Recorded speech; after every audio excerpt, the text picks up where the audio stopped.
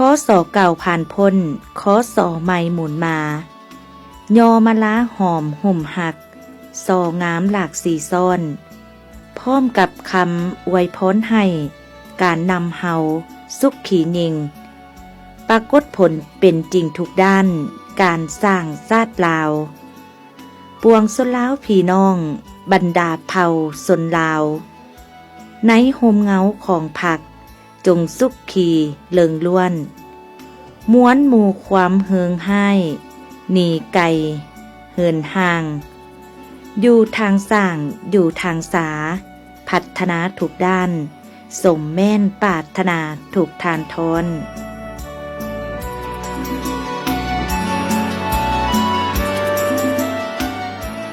ในโอกาสปีใหม่คศ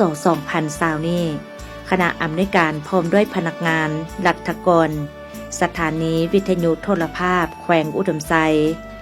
ขออวยพรไซอันประเสริฐแด่บรรดาทานผู้นำภาครัฐภาคธุรกิจเอกชนทานผู้ฟังผู้ชม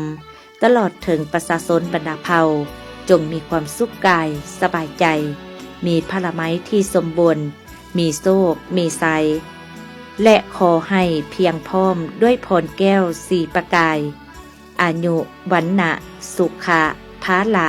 ทั่วทวนเถิด